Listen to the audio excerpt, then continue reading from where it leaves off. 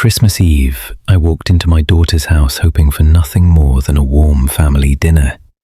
But the moment I sat down, she slid a stack of papers across the table and said, "Dad, sign these, tonight."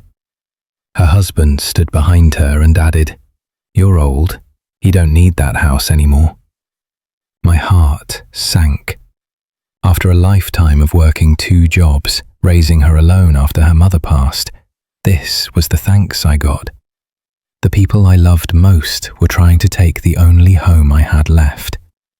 But what they didn't know was this. Hours before coming over, I found the original deed in my late wife's lockbox, with a clause that made their entire plan impossible. So I placed the real document on the table, looked my own daughter in the eye and said, "If you're trying to take my home, you'd better be sure you know who you're dealing with." Want to know what happened next? And who in that room suddenly turned against them? Stick with me till the end, and before we start, hit that subscribe button and tell me which city you're watching from. Her voice still echoed faintly in my mind as I stood there in her living room, staring at the stack of documents she'd pushed across the table. The warmth of the house didn't reach me. The lights on the tree blinked softly, but something colder settled in my chest. Those papers sat between us like a wall, and for a moment, the room felt smaller than it had seconds ago. The evening had started with a cautious hope. The drive through her neighborhood had been quiet, Christmas lights lining each house in neat rows. There was this fragile warmth rising in me, something almost like gratitude, because Shauna hadn't invited me for a Christmas Eve in years. That little spark had carried me right up to her front door. Standing outside, listening to muffled laughter inside, I'd taken a steadying breath before knocking. The door opened too quickly, and Shauna's eyes slid right past me before settling with a thin smile. She wasn't unkind, just hurried, like someone with a dozen things running through her head. A quick touch on my shoulder, then she drifted back inside before I even stepped across the threshold. The cold air lingered on my coat as the door closed behind me. Travis, one of Shauna's friends from work, glanced up from a tangled mess of holiday wires. "Oh, good. You must be the maintenance guy. The outlet over here's acting up." The words didn't hit like a slap, more like a slow bruise. To him, an old man walking into the house in worn shoes and a quiet demeanor couldn't be anything but hired help. "I'm her father," I'd said gently. His face fell, but he scrambled to hide it with a laugh that never quite reached his eyes. Inside, the living room buzzed with warmth. Candles, garland, a table set with bright red napkins. Everyone seemed to fit perfectly into the picture, except me. My eyes scanned for a seat marked with my name, but each place card bore someone else's handwriting. No space saved. No tiny gesture that said, "We thought of you." It wasn't a surprise, just another small cut layered on top of a lifetime of quiet disappointments.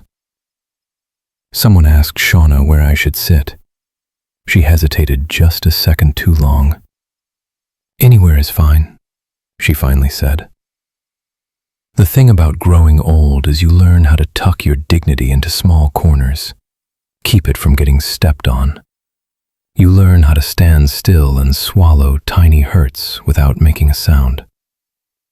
Later, when the camera came out, I stood behind the phone while Shauna gathered everyone in front of the tree.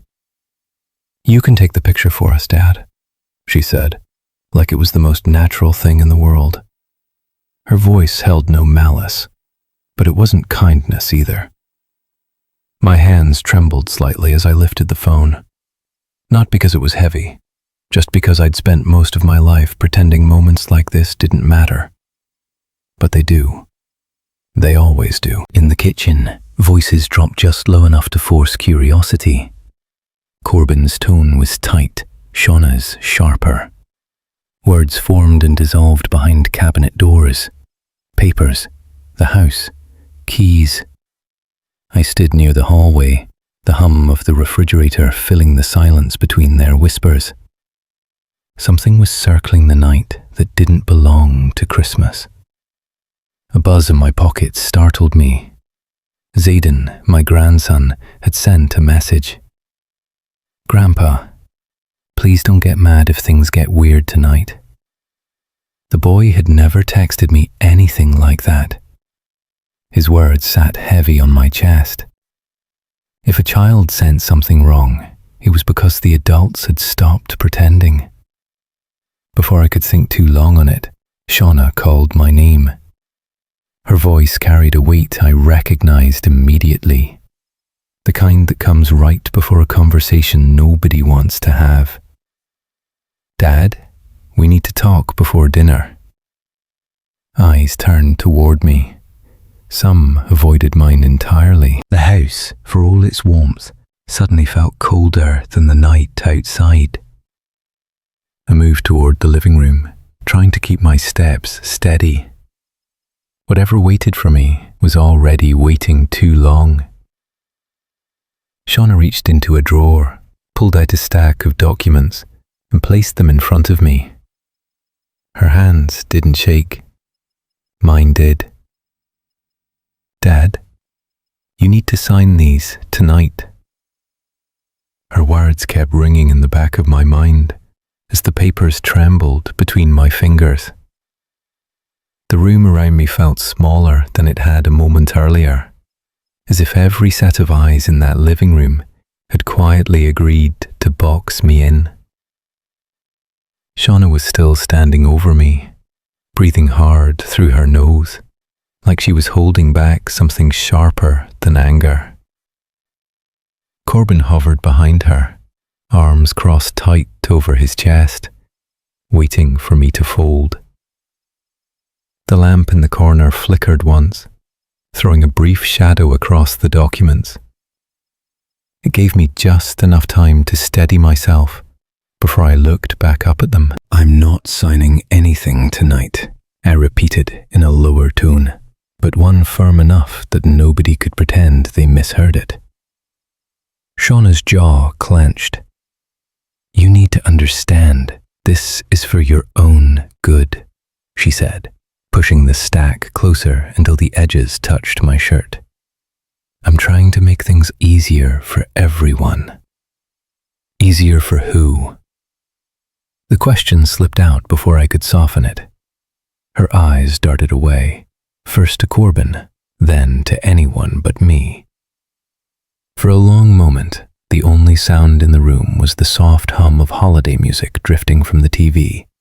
Some old crooner singing about joy and gratitude. It felt painfully out of place now, filling the silence like a cruel joke.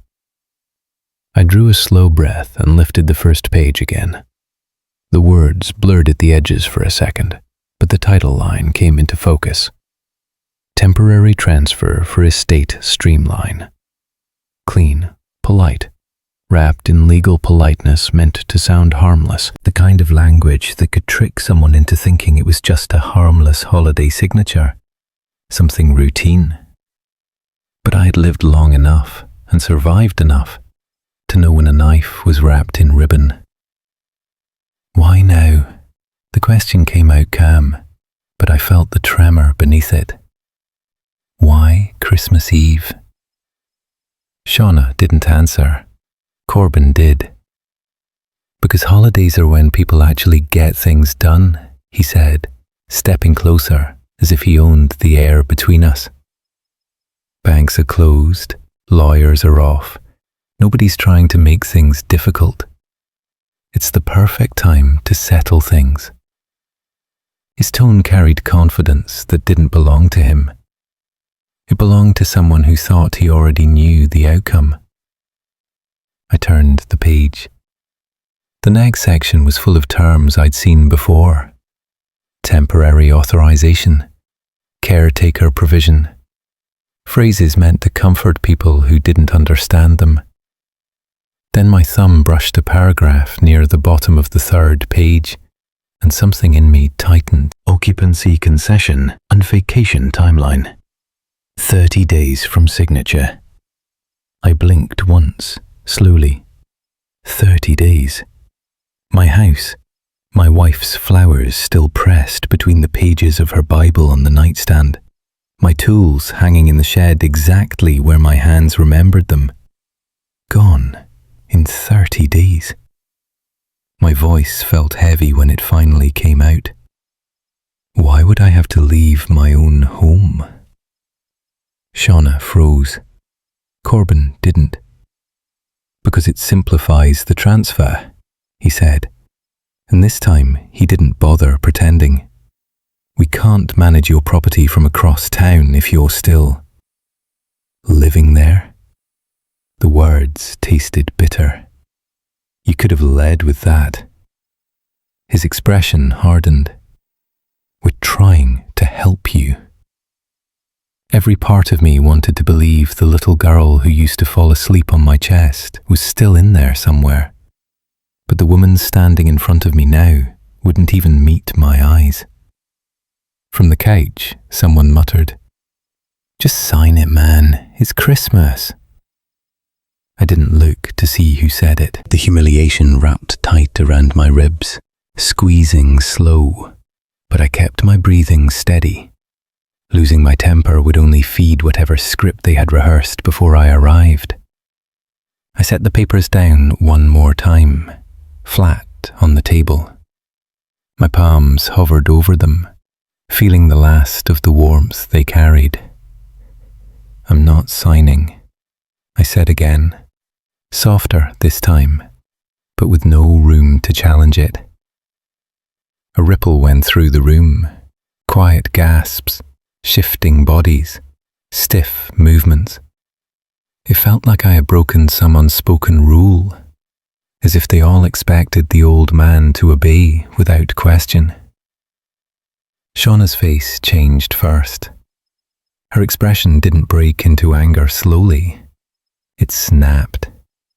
A suddenness I'd only seen once before, years ago, when she slammed a door hard enough to crack its frame. "Dad," she said, leaning closer, "do you even know what you're doing? You think you can keep living alone forever? You think you're still capable of handling all your responsibilities?"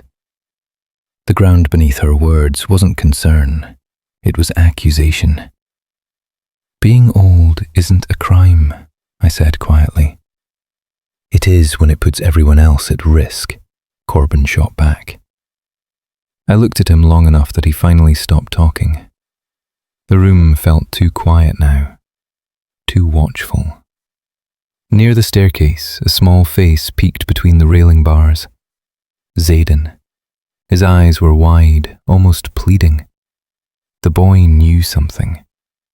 The way his shoulders curled inward told me he'd been carrying it longer than he should have. Shauna saw me glance his way and snapped, "Zayden, go upstairs." He didn't move. "Now," she said louder. He took one step back, but not before whispering, "I'm sorry, Grandpa." The kind of apology a child makes when he's seen grown-ups do something he knows is wrong. Shauna stormed a step closer, lowering her voice until the words came out sharp enough to cut. "If you don't sign, Dad, you'll regret it before this night is over." The Christmas lights in the corner flickered again, reflecting off the document still sitting untouched between us. I kept my hand on them, letting her see that I wasn't scared. Not anymore. Around me, the room fell into complete silence. Every guest, every distant relative, every friend who had come expecting a pleasant holiday memory, they all watched the old man who refused to bend. I lifted my eyes slowly, meeting hers without blinking. There was a hardness in her expression I hadn't seen before, the kind that didn't grow overnight. Somewhere behind her anger was a plan, maybe even a threat she wasn't ready to voice yet. But something in the air shifted, something that told me the papers weren't the end of it.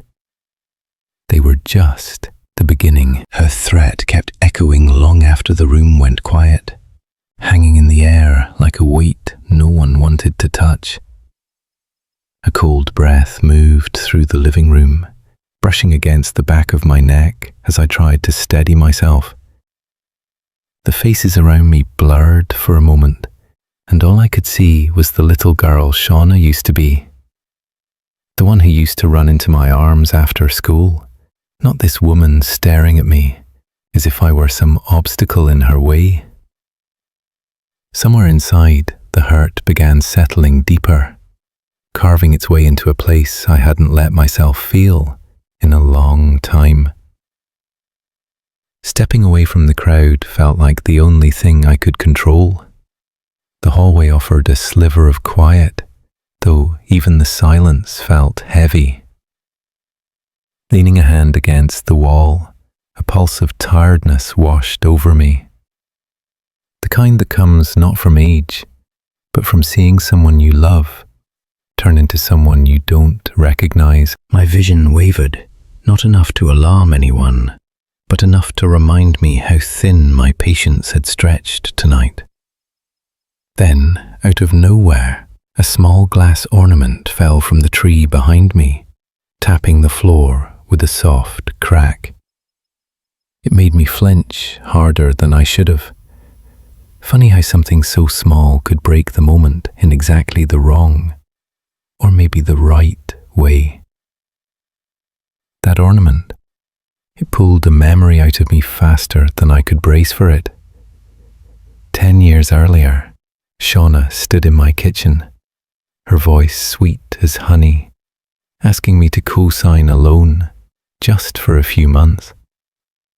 Talked about needing a new start, how it would change everything for her. She had looked so sincere, so certain of her intentions. And I, wanting to believe, always wanting to believe, signed it. Then she disappeared for 2 long years. No updates, no repayments, no explanations. The day she called, her voice shaking, she told me she'd lost the paperwork. Even now, thinking about it, a small flame of anger flickered under my ribs. I tucked that hurt away back then. Tonight, it came rushing back like it never left. Returning to the living room, the shift in atmosphere hit hard. People who were laughing a moment ago suddenly found the floor or the ceiling far more interesting. Travis caught my eye with that smug little smirk, like he knew something I didn't.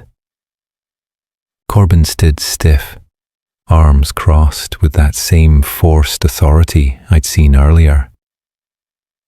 And Shauna, she looked at me with a cold determination that said she was done waiting for my cooperation. The warmth of Christmas lights didn't reach the corners of the room anymore. Everything felt dimmer.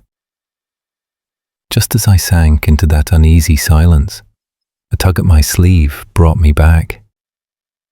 Zayden stood there, eyes wide and nervous, barely able to meet my gaze. He didn't say a word at first, just motioned toward the staircase. Once we reached the shadowed side of it, he leaned close, whispering fast and shaky. "Grandpa, they've been talking about your house for weeks." My breath stilled. He swallowed hard, adding, "Mum said you don't need such a big place anymore." The edges of the room seemed to tighten around me as his words sank in. That wasn't an accident. That wasn't a misunderstanding. That was planning. Something inside shifted then, not loudly, not dramatically, but definitively. All the confusion, the hesitation, the need to keep the peace. It began clearing out, slow and steady. Zayden's fear, the old memory, Shauna's cold stare, they melded into one undeniable truth. Tonight wasn't about concern. It wasn't about estate planning. It was about taking something from me. And I wasn't going to be blindsided again. Before I could say anything more to the boy, Shauna's voice sliced through the room. "Everyone to the dining room. Dad, bring the papers." Chairs scraped against the hardwood. People shuffled with awkward glances, and the whole house seemed to move with her command. I stayed still for a moment, the documents in my hand carrying a weight far heavier than paper. This wasn't just a talk. They were staging something, preparing for a push. As I stood there, Zayden's warning echoed through me like a steady alarm. Something deeper was unfolding, something I'd need every bit of strength to face. The dining room lights felt harsher the moment I stepped in behind everyone else. Chairs scraped across the floor, the sounds sharp enough to cut through the stiffness hanging in the air. People moved into their seats like actors taking their places in a play they'd rehearsed without me. The papers stayed in my hand, the edges pressing lightly against my palm. From the staircase, Zayden hovered, worry clouding his young face. The boy didn't have to say a word. The fear in his eyes said enough. Shauna took her place at the head of the table, smoothing her dress the way someone does before putting on a performance. The room followed her lead, settling into a tense quiet that sat heavy on the back of my neck. She cleared her throat, glancing around at her guests with a soft smile that didn't reach her eyes. "Before we eat," she said, "there's something important we all need to talk about." Her hand rested on the table with practiced gentleness, and every word she let out came dressed in concern, like wrapping paper hiding something sharper underneath. She talked about stress, about aging, about the burdens she thought I'd been carrying alone. The way she said it, you'd think she'd been checking on me every week, when truth was, months went by without so much as a phone call. Then she slipped in the part she really wanted to say. "Dad's been forgetting things," she continued, scanning the table for agreement. "Getting tired, slowing down." A few nods appeared, more out of social pressure than conviction, but the sting in those words landed deep. Corbin leaned forward, sliding a new stack of papers onto the center of the table. "If he doesn't want to sign what we gave him earlier," he said, "we've prepared alternatives." Alternatives? Like my life had become a menu for them to choose from. He spread out the documents, tapping each page with a calculated calm. There was a care arrangement, written in language meant to sound protective. There was a proposal to sell my home, dressed up with phrases like fair market advantage and family benefit. But the truth sat underneath every line. None of this was for me. This ambush started long before Christmas Eve. Eyes drifted to me. I sat still, listening, feeling something settle inside. Not panic, not fear, a kind of clarity. Travis, sitting near the middle, gave a small shrug. "We just want what's best for you, sir." The words hung in the air, hollow and weightless.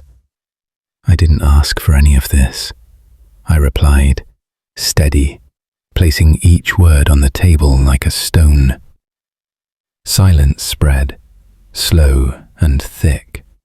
A few guests shifted, glancing at their plates even though dinner hadn't been served yet. Then Deanna, someone I barely knew, adjusted her glasses and let out a sigh. "Well, I mean, the photographer already came last week. I thought everything was set for the listing." Time stopped. Shauna's face drained of colour. Corbin shot Deanna a glare sharp enough to cut tile, and something in my chest twisted, the kind of twist that comes from realising people you love have been busy planning your disappearance. The house I built, paid for, repaired, lived in, photographed behind my back. I took a slow breath. Did any of you think to ask me first? No one answered. No one dared meet my eyes. Chairs creaked as guests shifted, but the quiet felt like a blanket smothering the room. That silence told me everything. They all knew this wasn't right. Then Shauna stood, hard. Her palms hit the table with a crack that startled even herself. "Dad, stop acting like the victim," she shouted, voice sharp and shaking. "You don't get to control everything anymore." Guests recoiled. Zayden froze halfway down the steps. Travis's smirk finally disappeared. She jabbed a finger at the papers. "Sign them, now." I didn't move, didn't blink. The storm she'd been holding back finally broke, but it didn't wash me away, not this time. Shauna's shout was still hanging in the air when I stepped back inside. It hadn't faded, it was clinging to the walls, trembling in the lights dangling above the dining table. People were frozen in their seats, their eyes bouncing between her and the stack of papers she'd shoved toward me. Corbin's jaw was clenched tight, the muscle twitching like he was holding back something sharp. And Zayden, poor boy. He shrank a little on the staircase, looking like he wanted to disappear into the wood. Silence spread around the room. No one dared breathe loud enough to break it. I lowered myself into the closest chair, letting my hands rest flat on the table. The papers waited in front of me, but I didn't look down at them. Instead, the quiet did the talking for me. It slowed the room, pressed on every face, and forced them all to hear the truth they were trying so hard to bury. When I finally spoke, my voice was low, steady, and sharper than any anger I could have thrown back at them. "When," I asked Shauna, "did I ever give you reason to doubt my mind?" She blinked, taken off guard. Her lips parted like she wanted to fire back immediately, but I raised a hand, calm, deliberate, not to silence her, but to remind her I wasn't someone she could bulldoze. Her jaw tightened. I could almost see the gears turning as she fought to regain control. "You've been forgetful," she started. "You get tired, That doesn't answer my question." Her words froze. A few guests shifted uneasily. Someone cleared their throat. My daughter's eyes flickered around the table, searching for support that wasn't there. The tone I used, it wasn't loud, but it was the same tone I'd used back when she was a stubborn teenager, trying to test how far she could push me. It carried memory and weight. Slowly, keeping my movements controlled, I reached inside my coat and pulled out a worn manila folder. I set it on the table. The gesture seemed small, but the reaction wasn't. Every head tilted. Shauna's brows drew together. "What is that?" Corbin asked. I slid the folder open with my fingertips. Receipts, bank statements, copies of property tax payments. My medical checkup results from 2 weeks ago. Clean bill of health. Mental capacity fully intact. I placed each paper out in a neat line, letting the truth speak for itself. I heard whispers at Thanksgiving, I said quietly. Thought I should be prepared. A soft gasp came from someone near the end of the table. You knew? Shauna whispered. I suspected. Didn't want to believe it. The room shifted. The energy wasn't the same anymore. It tilted, almost physically, away from her toward the pile of evidence laid out like a shield. Several guests looked at her now with confusion, even disappointment. Corbin leaned back, crossing his arms tighter. You didn't tell me anything about a checkup, he muttered. Her cheeks flushed red. A small crack appeared in her expression, panic trying to hide behind anger. I leaned forward slightly. You said you were worried about me, but these papers, I tapped the ones they'd tried to get me to sign. They're not about my safety, they're about my house. A beat of silence followed. No one contradicted me, not one. Then Travis, of all people, let it slip. Well, it is a valuable property. Shauna shot him a glare so sharp he shrank in his seat like a scolded child. But the truth was already out. The air felt different now, unmasked, exposed. I needed a moment, so I pushed my chair back and walked out to the backyard porch. Cold night air met my face, biting enough to steady my breathing. Christmas lights blinked around the fence, their colours softer out here than they seemed inside that crowded dining room. I leaned on the railing, letting the weight of everything settle without crushing me.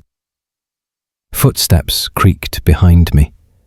Zayden didn't say a word, just stood there, close enough to show he was with me, far enough not to intrude. A small offering of quiet support. I glanced out across the yard. Something in me hardened, not in anger, but in clarity. The line between right and wrong had been blurred tonight, smudged by greed and fear. But now it was coming back into focus. Through the glass door, movement caught my eye.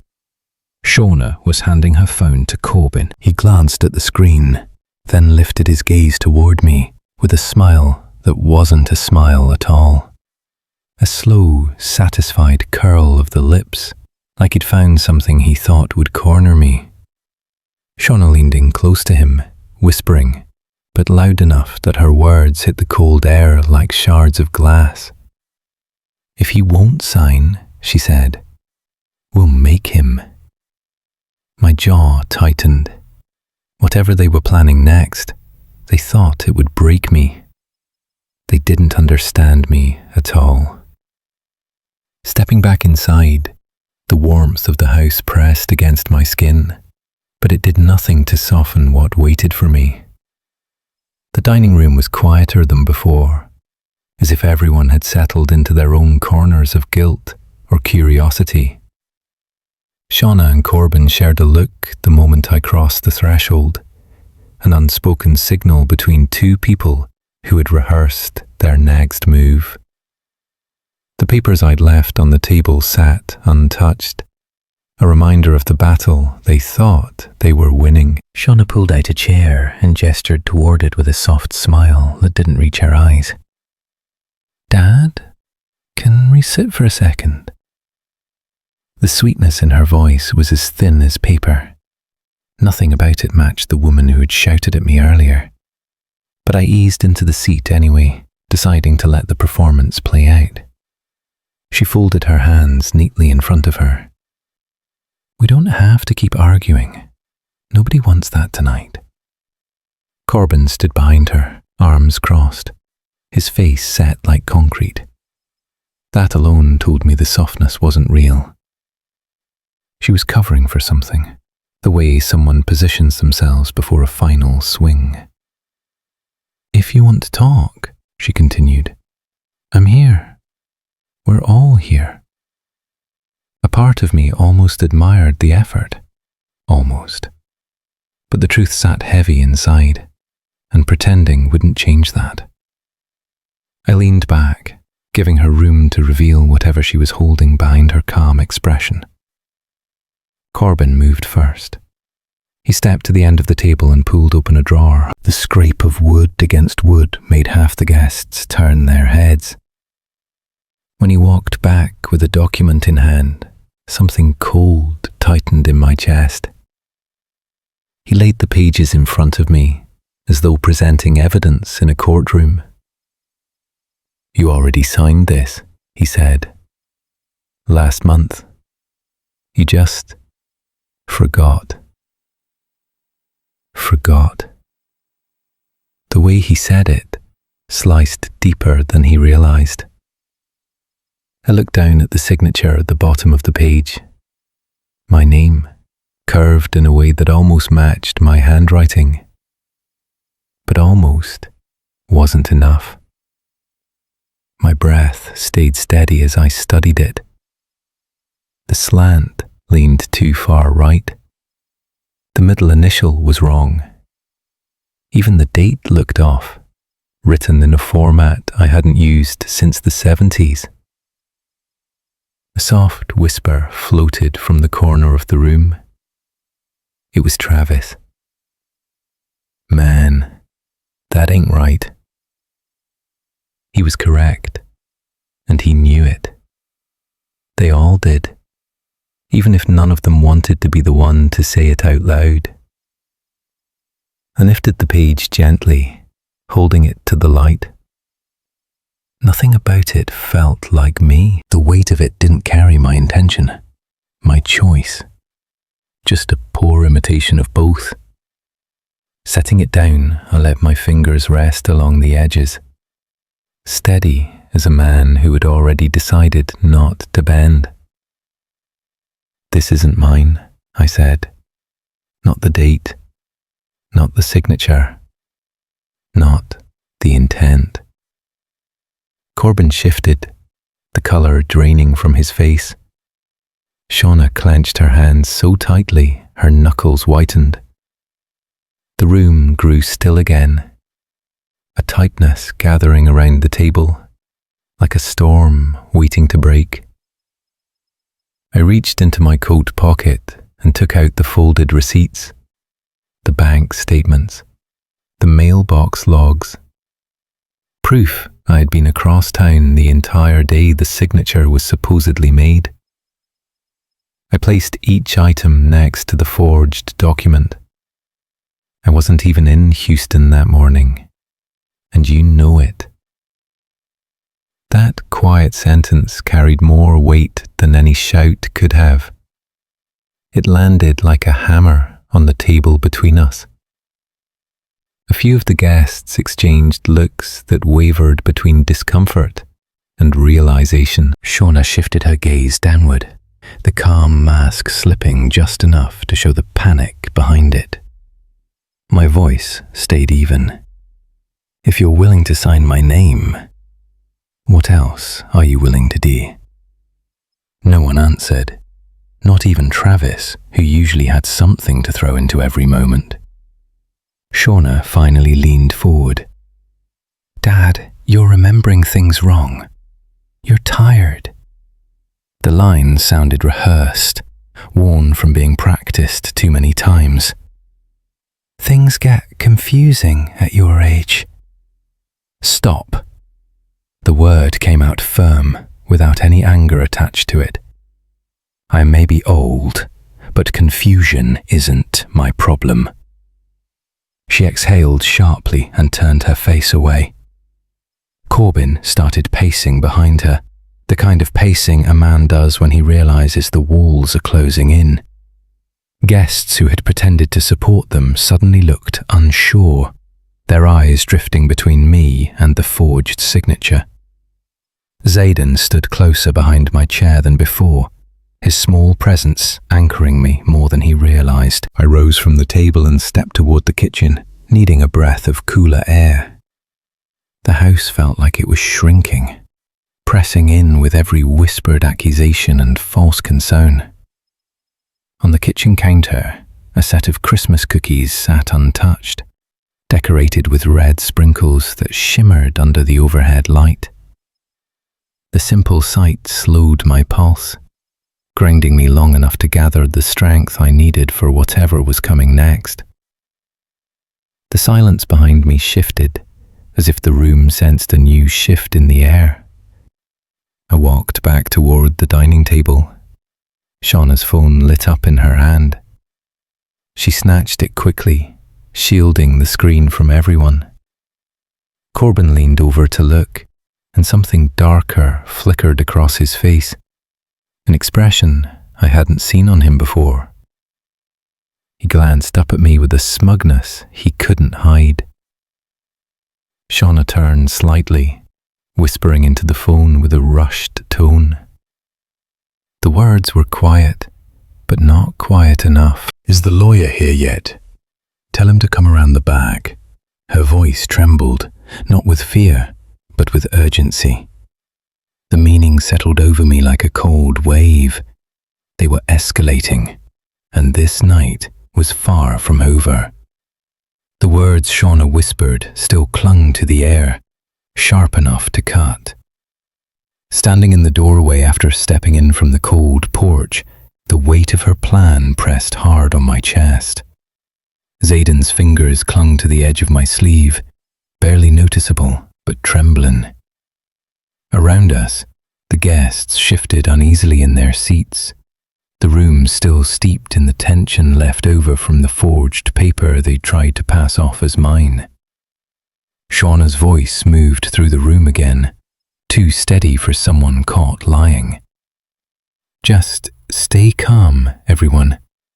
We'll get this sorted." She offered a flat smile no one returned. Before I could answer, a faint knock came from the back of the house. Not the front door. Someone was slipping in through the rear entrance. That told me everything. My daughter didn't even want her neighbors to see who she was bringing into this mess. Footsteps echoed down the hallway tiles until a man stepped into the dining room doorway. A long, dark coat, a leather briefcase, polished shoes that didn't match the casual Christmas setting. His eyes flicked over the room, cold and assessing, before he spoke. "Mr. Fields, I'm Halbrook," he said plainly. "Your family requested I come tonight." The words settled heavily. Shauna straightened instantly, her face brightening with a seriousness she had never shown toward me. Standing behind her, Corbin crossed his arms, his chin raised like he expected applause. Halbrook took a seat across from me without waiting to be asked. "I understand there's concern about some paperwork and your ability to manage certain responsibilities." A low, embarrassed murmur rippled through the guests. Zayden tightened his grip again. The humiliation cut deeper than any shout or accusation. "You're here because they invited you," I said, voice steady. "But you're not here because I asked." Halbrook folded his hands neatly. "I'm here to evaluate, sir." "Evaluate what?" I asked quietly. The room leaned in. He tapped the folder he'd brought.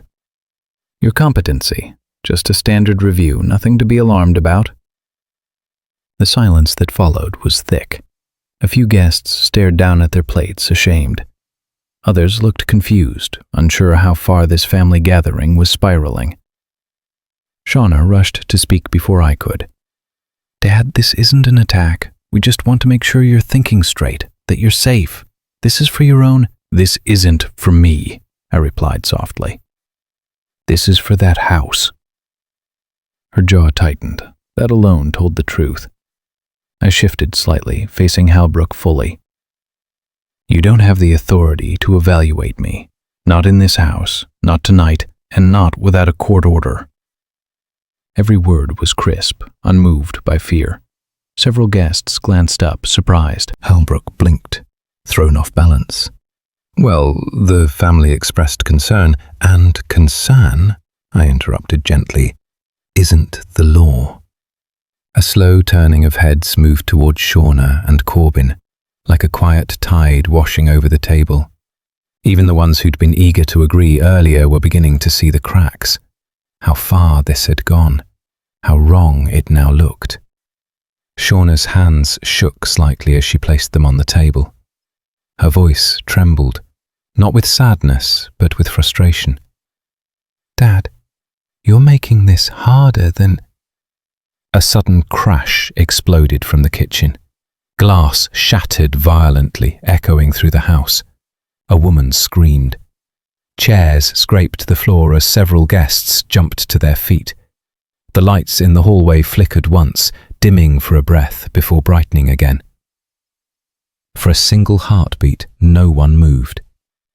Then someone shouted, "Is everyone okay? What happened?" The energy shifted instantly, fear rippling through the room. I stepped toward the hallway, the sound still ringing in my ears. The weight of the night pressed on me, layers of betrayal and anger. But this sound felt different. Real, not staged, not whispered behind my back. Something had genuinely gone wrong. Behind me, Corbin muttered something under his breath, and Shauna clutched her phone to her chest, like it contained the night's last lifeline. Zayden ran to my side, eyes wide. "Grandpa, don't go alone." His fear stung deeper than anything Shauna had done. As I moved toward the dark kitchen corridor, the room behind me buzzed with panic and whispers. Whether this was danger, a mistake, or another ploy, I couldn't tell yet. But I knew this much. The night was far from done testing me. The crash from the kitchen snapped the room in half, pulling every eye toward that dark hallway. A cold draft slipped out from the back of the house, brushing against my arms as I moved forward. Behind me came murmurs, shaken breaths, shuffling feet, the sound of people realizing this night had gone far beyond a family disagreement. Something in the air warned me this wasn't just a broken dish. No, this felt deliberate or dangerous. My steps echoed softly on the hardwood floor as I reached the kitchen doorway. The lights flickered overhead, giving the space a strange, uneasy glow. Every instinct sharpened with caution. After everything Shauna and Corbin had done tonight, I couldn't tell what waited for me in the dark. But backing down wasn't an option. Not anymore. A mess sprawled across the floor, shards of a glass bowl scattered like ice. But what stopped me wasn't the broken dish. It was what lay half hidden beneath a kitchen chair. A manila folder, edges creased, papers slipping out the side. My heart sank before I even touched it. That same sinking feeling I'd learned to trust all my life. When I bent down and picked it up, the truth unfolded exactly the way I feared. Eviction documents, my name printed at the top, lines waiting for signatures. Not one signature filled in yet, but everything else was prepared. Date, address, terms. Their plan had been ready long before I arrived tonight. Before I could take another breath, Corbin burst through the doorway. "What are you doing back here?" His voice came sharp, almost frantic. "You looking for trouble now?" I held up the folder, just picking up what someone dropped. His face drained, then twisted into anger. But he didn't reach for the papers. He knew better. Shauna appeared behind him, eyes widening as she recognized what I held. She froze, lips parting slightly, but no apology came, no explanation. Just guilt she couldn't hide fast enough. Their looks told me everything. This wasn't an accident. The folder was never meant to hit the floor. It simply fell out of their control faster than they expected. I walked past them, back toward the dining room. Every step steadied me. Every breath made things clearer. When I stepped into the room, conversations stopped. Chairs creaked as people straightened. Eyes darted between me and the folder in my hand. I placed it on the table. So this was the plan. My voice didn't tremble. Throw me out of my home on Christmas, before you even asked why I slipped on my porch last week. Silence fell like a weight. A couple of guests looked down, unable to meet my eyes. Others watched Shauna with suspicion, the room shifting under her feet. She opened her mouth, then closed it again when words failed her. Corbin stormed in behind me, jaw tight as a rope. He's twisting things. But he didn't get far. Before he could spit out another excuse, he snapped, loud enough for everyone to hear. We need the house for the line of credit. Your name is in the way. Gasps filled the room. Shauna whipped her head toward him. Corbin, shut up. But it was too late. The truth had spilled straight from the source, and the room turned colder instantly, like every person finally understood the real reason they'd been invited tonight. Not concern, not Christmas. Money. I stood still, letting their own words hang in the air. Out of the corner of my eye, I saw someone step forward. Mr. Laura, a quiet neighbour I barely recognised from years past.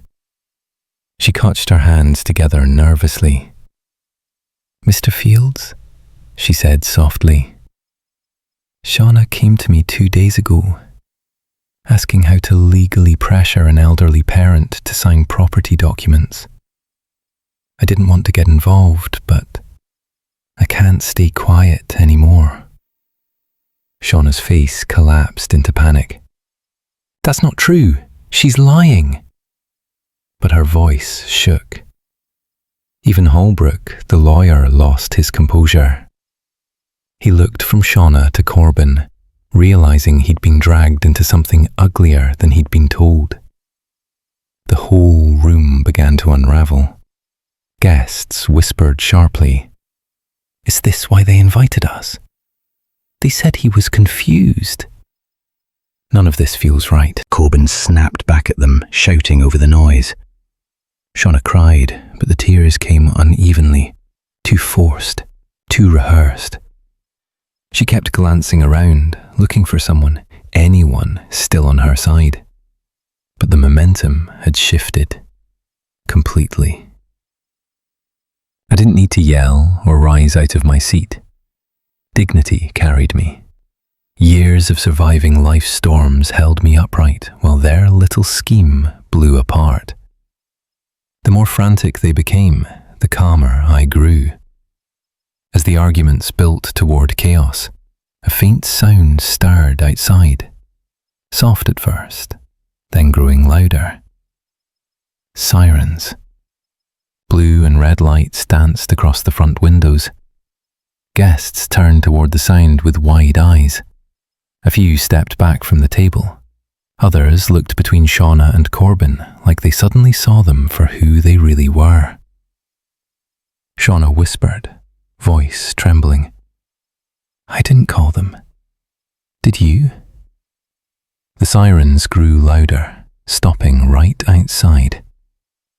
I took a slow breath, turning toward the front door as the lights flashed across the walls. Whether the police had come for the truth, or because someone planned one more twist, I didn't yet know. But I was ready. The flashing lights from the patrol cars washed across the living room walls, painting everything in streaks of red and blue. The chatter inside the house quieted as I stepped forward toward the door. The officers stood on the porch, their silhouettes framed against the glow outside. Behind me, the guests whispered among themselves, unsure who had called the police or why they were here. One of the officers, a tall man with a calm voice, lifted his chin slightly. "Sir, are you laid on Fields?" I nodded, keeping my eyes steady. Shauna and Corbin stood behind the dining table, frozen in place. Their faces flickered with panic, though neither dared to move. The officer stepped inside, looking around slowly as though taking the temperature of the room. "We received a concerning call," he said, eyes moving from face to face. A report of an elderly man being threatened by family members. The words hung in the air like smoke. Shauna's eyes widened, and Corbin took a step forward, as if he needed to defend himself. Instead, he fumbled for words he couldn't form. The murmurs in the room grew louder. Before Shauna or Corbin could say anything, the officer continued. The caller didn't give their name. He let that settle a moment. But they did say this: "He's not safe in that house tonight." Gasps travelled around the dining room. I could feel the shift immediately. People looked at each other, wondering who among them had picked up the phone. Shauna let out a shaky breath, her voice rising in a panic. "We didn't call. We didn't do anything wrong." Her words sounded brittle, cracking under the weight of the moment. The other officer stepped forward, glancing at the table where the papers still lay in a messy pile. "We'll need to talk to a few folks here tonight," he said. One of the guests, an older woman who had remained quiet until now, lifted her hand slightly and spoke up. "Officer, they've been talking all evening about wanting to settle the situation with his house. They said it had to happen tonight." The room fell into a deeper silence. Shauna's shoulders tightened, and Corbin's neck flushed red. Their guilt wasn't outright spoken, but it didn't need to be. The atmosphere told the story for them. The celebration had melted away completely, replaced by cold air and colder gazes. One of the officers turned toward the man who had slipped in earlier, the lawyer. "Sir, are you involved here?" he asked. The lawyer's breath hitched. His fingers twitched nervously at his side. He cleared his throat, then stammered out, "I was invited to advise on property matters. That's all."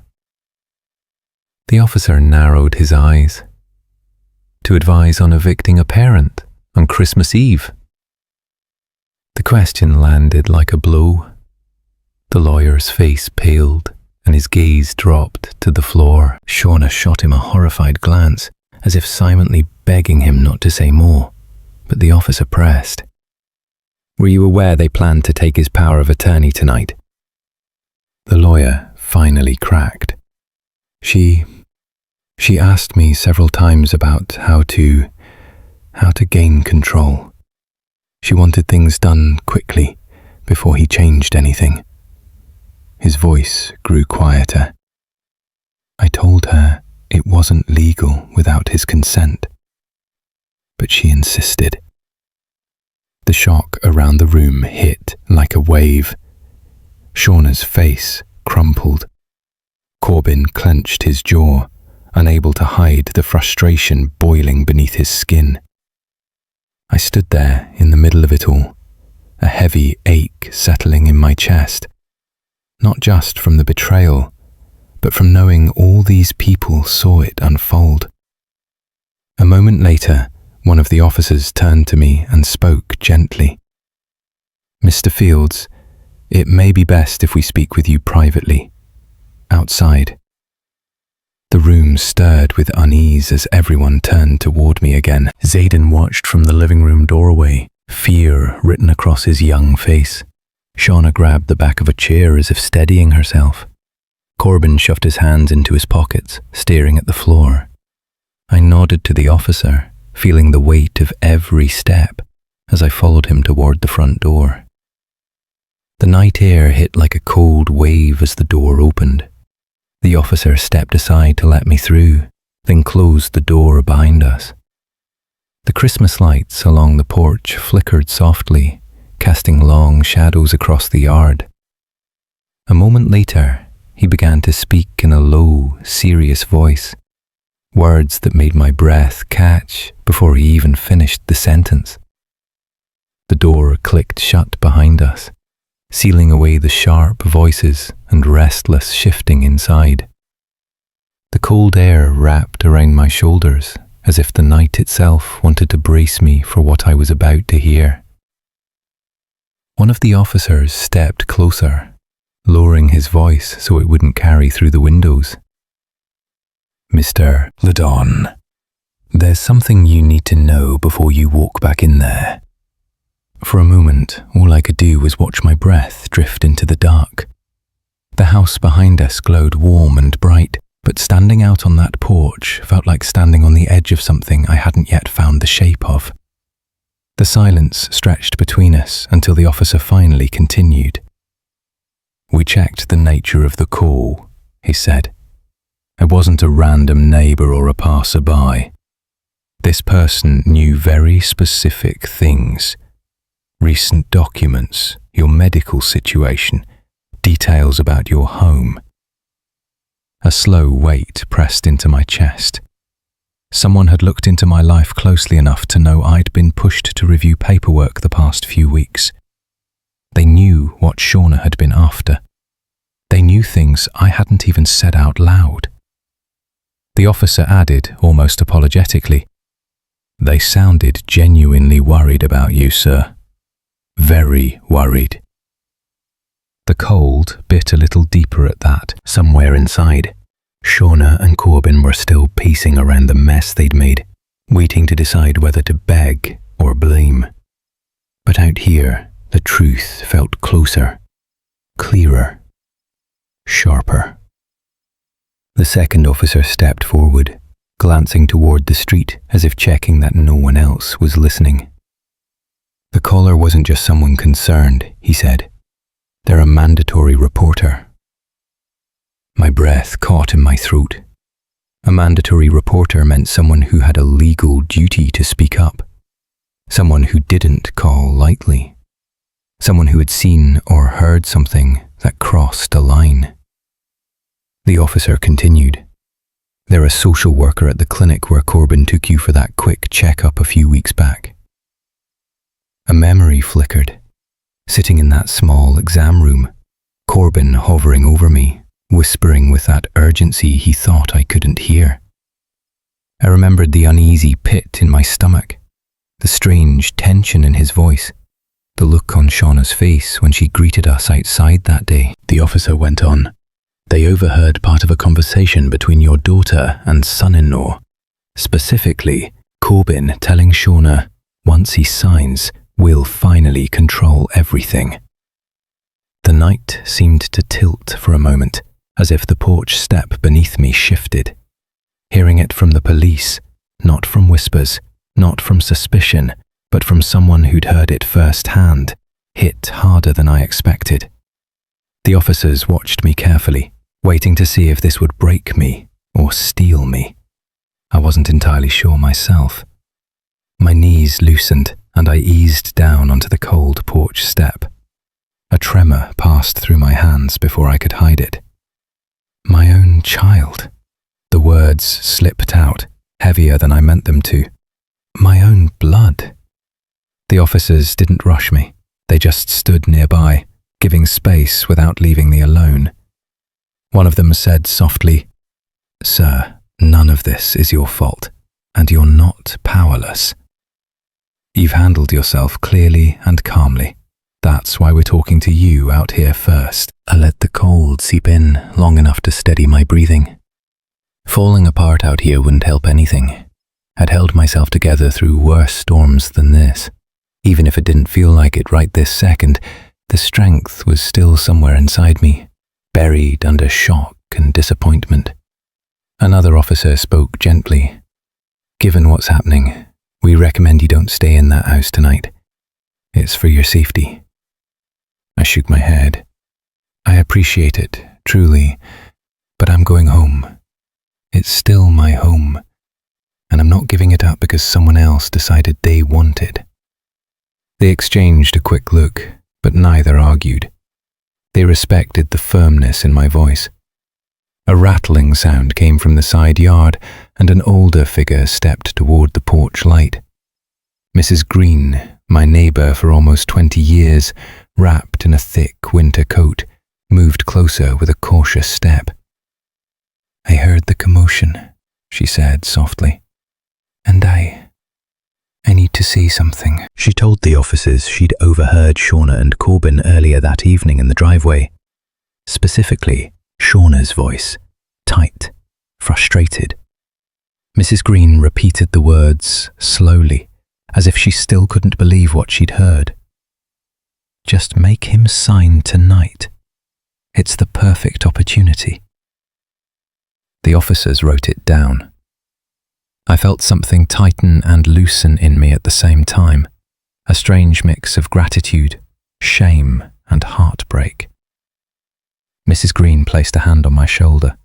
Her voice wavered when she added, "You didn't deserve any of this, Laydon." Her kindness felt like the first steadying hand I'd had all night. The officers finished their notes and stepped back slightly. One of them glanced at the door, then turned to me. "Before we go back in there," he said, "we need to ask you something directly." His tone softened. "Are you prepared for what happens when you walk through that door? Whatever you choose to do or say, we'll back you." Through the front window, I saw Shauna pacing, Corbin's face twisted in frustration, guests whispering in tight little groups. The whole house seemed to be trembling with its own guilt.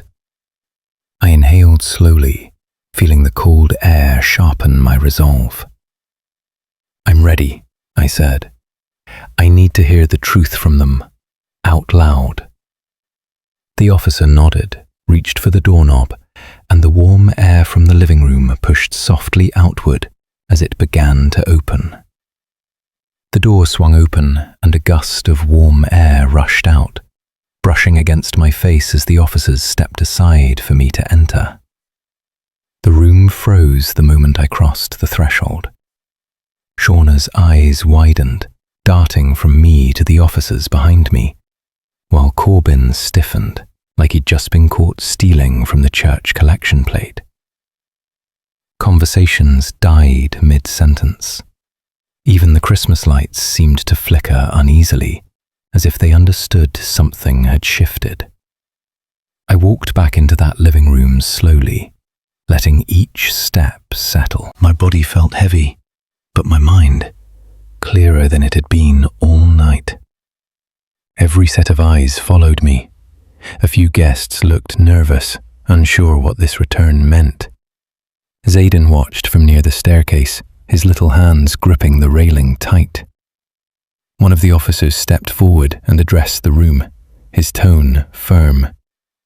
"We're here under a mandated report of suspected financial exploitation of a vulnerable adult."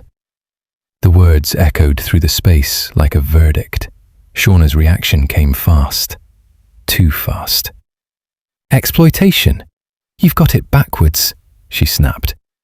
"We're the ones taking care of him." Her voice cracked at the end, and Corbin looked away, rubbing the back of his neck like he didn't want the spotlight on him. Guests exchanged whispers, tiny, restless sounds that filled the silence hanging over the room. I took a deep breath and stepped forward, steadying myself. "This isn't about embarrassment," I said quietly. "It's about truth." My voice didn't rise. It didn't need to. The quiet itself carried weight. I let my gaze travel across the room, lingering on Shauna only briefly before looking away. For weeks, you two pushed papers into my hands without explaining a thing, tried to rush me through signatures, told me I needed to update my will, told me I was getting forgetful. I shook my head gently. None of that was care. Some guests exchanged glances, uncomfortable ones, like they were replaying earlier conversations in their heads and realizing they'd missed all the wrong clues. Shauna suddenly cut in, voice sharp, frantic. You're imagining things. Corbin and I have sacrificed everything for you. She said it too quickly, too loudly, each word tripping over the next. Even the officer's expressions shifted. Her tone wasn't the tone of someone confident in their innocence. One officer turned to Corbin. "Sir, we need clarity on the documents he was pressured to sign tonight." That was all it took. Corbin cracked. "It was just supposed to be a simple signature," he blurted out. The room went dead quiet. You could hear the refrigerator hum in the kitchen. Shauna whipped her head toward him. "Corbin, stop talking." Her voice was low and venomous. But he didn't stop. He sputtered through the rest, eyes wide, hands shaking slightly. We needed it signed before the bank appointment, that's all." He froze mid-sentence, realizing exactly what he'd admitted. I lifted my head, looking straight at them. So it was about the house, about my name being on the deed. My voice didn't tremble, just carried the ache of a father realizing what his own child was willing to do for a few dollars more. Shauna swallowed hard. "We were trying to secure the family's future," she muttered, but there was no conviction left in her voice. No one seemed convinced, not even her. Aunt Valerie shook her head slowly. "This ain't right," she whispered, loud enough for others to hear. Several guests nodded. The shift in the room was almost physical, like the air itself was turning against Shauna and Corbin. An officer stepped closer to me. "Mr. Laydon," he said gently, "you have the option to file a formal statement tonight." I looked at Shauna, then at Corbin. They both avoided my eyes, shrinking into themselves. The decision settled inside me like a stone finding the bottom of a river. "Yes," I said. "Tonight." The officer nodded and motioned toward the dining table. Chairs scraped softly as people moved aside to give us space. As I stepped past Shauna, she leaned in, her voice barely above a whisper but full of venom.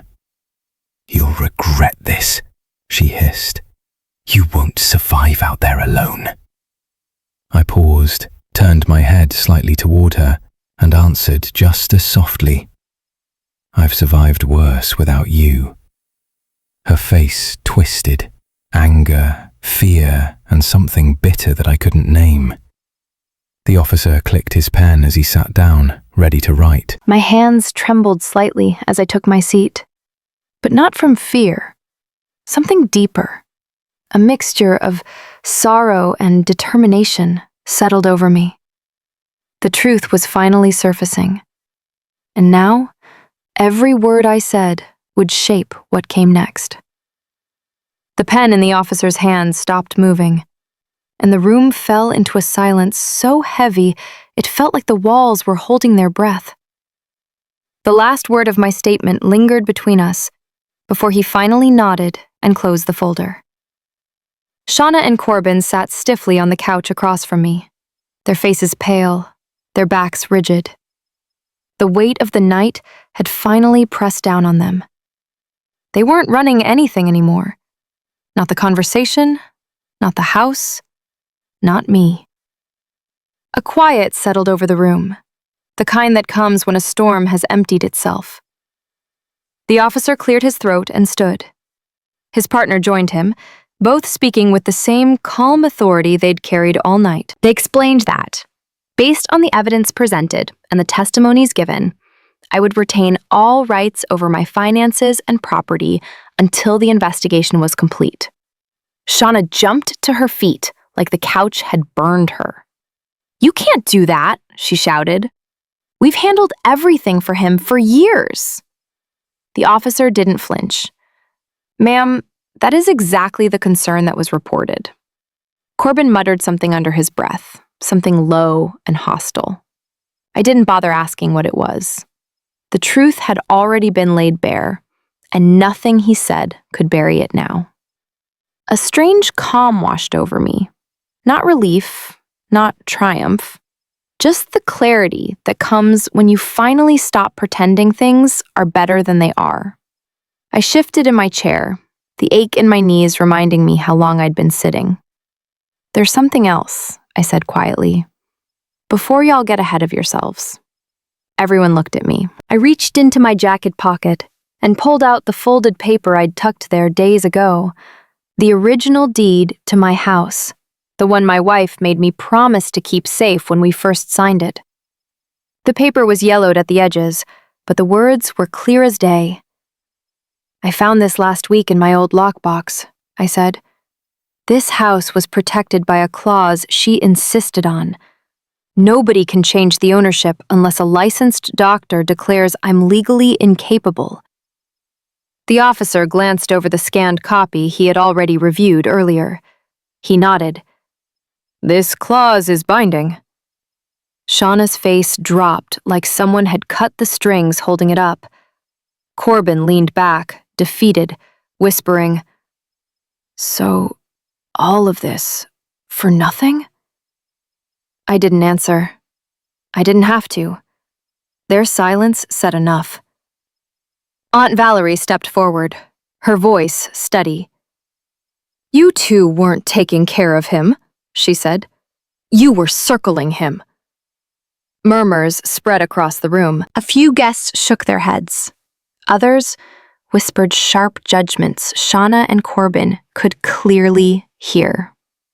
The mask they had worn all evening cracked right down the middle, leaving only the truth underneath.